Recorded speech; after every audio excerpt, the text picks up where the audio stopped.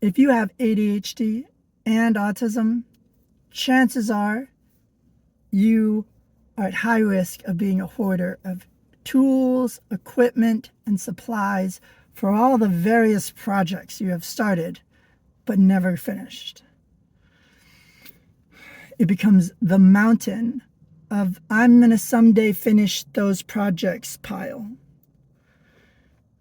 And then if you're like me, it's like, I know I got 20 something hammers, but I'm in the middle of a project and I can't find a single hammer. I don't know where I left it. The ADHD side of my brain is like, did I leave it in the attic? Did I leave it under the barn house in storage? Did I leave it in the shipping container? What did I do with it? I don't remember because someone came and interrupted me the last time I was using a hammer, and so now I don't know. Or worse, I'm in the middle of a project and someone comes along and they start picking up all the tools and equipment and organizing it and putting it away because it's just laying on the ground. But I remembered that I put it on the ground and someone picked it up. And so now the hammer is missing. It's gone. It might as well be on Mars. And so now I'm off looking for the hammer that's missing. And then I get distracted. And then it's like, oh, I should do this. Oh, I was going to do that. Oh, this would be a good project. I should do that. And then I'm off to Lowe's to buy some more equipment and supplies for the next project because I done got distracted because someone either interrupted me in my project. By the way, if you're ever a spouse or in a relationship with someone who's ADHD, and try not to interrupt them during their projects. They may never get back to it. And that project and all of its supplies and equipment may be in the someday I will finish it mountain that you will have to live with. And I have that mountain. Right now it exists in several places, but I've been working the last week to consolidate them all into one place. I've been going through the white storage building and organizing and things.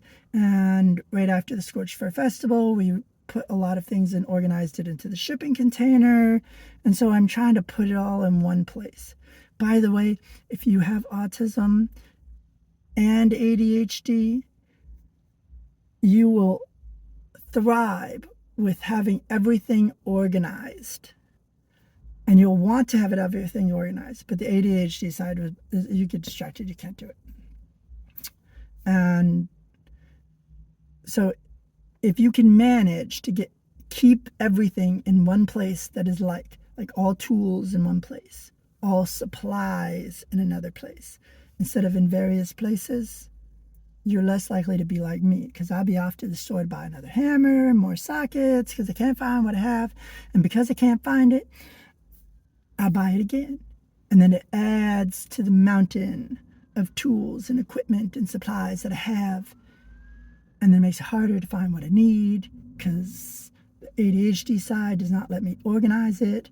But since it's not organized, the autism side of the brain cannot function properly because we need to have everything organized and we want everything organized. It's like a little war in my brain. I got the ADHD side and I got the autism side, and there's some overlap there on how they work, but there are fundamental things that are like they work in opposites, and so it takes so much energy and so much effort and so much brain draining mental thought to work through those contradictions in my brain. And I just want to get through a project and finish it, and I'll get to the point where I'm not eating, I won't drink, I won't remember I don't even realize I haven't drank anything all day or ate all day or never went to the restroom or never took a break, or as I get so hyper focused into it. And then what's worse is like when I go to HEB or Lowe's or Tractor Supply to buy supplies or tools or equipment, I'll get distracted. I'll be like, oh, look at that tool. Maybe I should take up that hobby. Maybe I should do something with that. That might be fun. And so I went there for tools and supplies for one project, and I'm leaving with stuff for another project. And then a week later, I'm going back to the store, or days later, getting the stuff for the project I needed. And I hope that I leave the store with the project stuff for the project I needed. And so then it's just this thing. It's this weird thing. If you're autistic and have ADHD and you have some of these experiences, if you have your someday project mountain as well, then let me know. I'd like to know, what is your experience? How does that affect you? Do you hoard tools, equipment, and supplies like I do? People could come to my house and go shopping for supplies for a project, and chances are they will leave with everything they need. I have enough plumbing supplies that I could plumb an entire house. I have enough electrical supplies. I could wire almost a whole building just sitting around the house.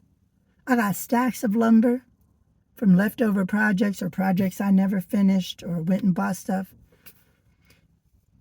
In fact, I got enough rain gutter stuff to put rain gutters on all the buildings on the property. I bought it. I spent like $4,000 on it 5 years ago. I never put up any of it. It's just sitting there. It's in the someday I will get to it pile, which means someday is likely to never happen, because the bigger the project, the more likely my ADHD brain is going to be overwhelmed and not know where to start. But then I have so much anxiety because I can't finish the project, because the autism side of the brain is like, I need to finish the project. But the anxiety and the constant thinking about the project that I can't get to and that I'm not doing makes me overwhelmed, and then I can't start. It's this weird thing. So, yeah, put in the comments below. What is your experience? Do you have some of these? If you just have ADHD, what is your experience a little bit different or close to mine, even though I have autism as well? Do you have your own mountain of tools and supplies? Are you the person that all the neighbors come to or all your friends come to borrow equipment and tools? Because I'm that person. In fact, my friend Matt called me up a couple days ago and asked me for a tool for his car. And I was like, chances are I got it. Because I got tools for working on cars. I got tools for everything. I got tools to build a house. I got tools for welding. I got tools, everything, scaffolding. I got all of it. And he mentions a tool I don't have. And the instant thing that popped in my head was, I should buy that because I don't have it. And what if I need that tool? But now I can't remember what the tool was because of the ADHD side of the brain. It's done out of my head. It's gone. But I keep thinking about, I need to buy this tool because I don't have it. And what if another friend needs to use it? Or what if I need it for my car? But I don't know what it is. It's just one of those weird things. So yeah, I feel like if ADHD people that are also autistic are very at high risk of being a hoarder of tools and supplies and equipment, because we start all these projects and we don't finish them. And when it used to drive Dan crazy, because he would be like, you go buy all this stuff, you start these projects, and you never get back to it. And I'm like, I'm going to get back to it. I'm just waiting. I need time, resource, energy, money, something. But I will get back to it eventually. Someday I will get back to it. That's the ADHD, that's the autism side where I have to finish it. And now he's been around for so long, he realizes that when I start a project, I will get back to it eventually. It's just a matter of, is it going to be a month? Is it going to be a week? Is it going to be 10 years? All right. So till next time. Bye.